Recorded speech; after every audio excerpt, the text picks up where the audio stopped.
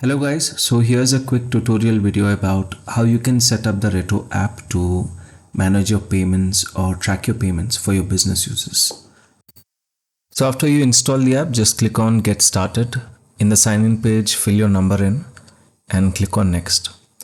You will receive an OTP through the SMS. It will be automatically detected and it will take you to the next page directly. In this section, you can give your personal details like name, email address and phone number. I'm going with a random email address for an example. You can use either your personal email ID or the professional one as per your business. Click on submit and it will take you to the category page. Over here, you can select which kind of business you want to use. If you're a tuition teacher or a gym owner, I'm going with gym. And in the business details, you can give your business name. I'm going with my gym and the address. So that's it. Click on submit.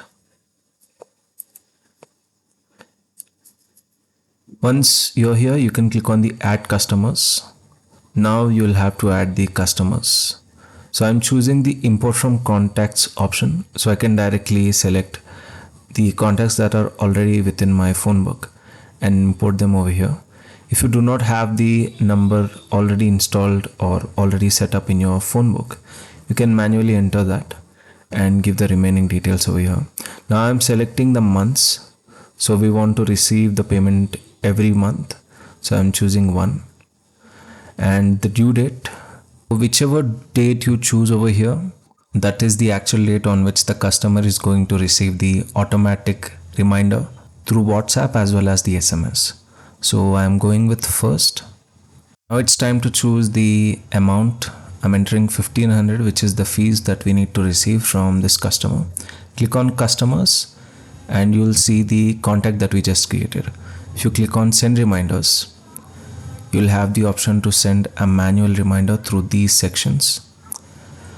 And if you click on the contact itself, this is where you can find rest of the details like the amount and how much amount have you received. You can update it. If you click on received, you can choose the cash, card or whichever payment method was the medium. And now you can see that it got updated after we selected cash. Now if you look at the home screen dashboard, it shows that the 1500 rupees has been received from one customer that we have. So because we manually updated it, that we received the entire amount, it's reflecting over here. But let's say you haven't received the amount from the customer on the due date. So how would that process be, how you can track it? So you'll find the pending action section at the bottom. So we'll go to that section and we'll not see any contact as of now because we only had one customer and we updated it. So let's create another contact and see how it works. If you want to manually create the contact, then you can type the name of the customer and fill the phone number. But I'm going with the import from contacts option because it's just convenient. So you can use whichever way you want. So if you'd like to assign any serial number or login ID to a customer for easier identification, you can use this section. Once again, select the frequency. And the due date is going to be 31st this time for this customer, and the amount is 1500 once again. Now on the home screen, you'll notice that the amount is updated to 3000 because we have another customer, and as we previously received 1500 from the first customer, the pending amount is 1500 that we are yet to receive.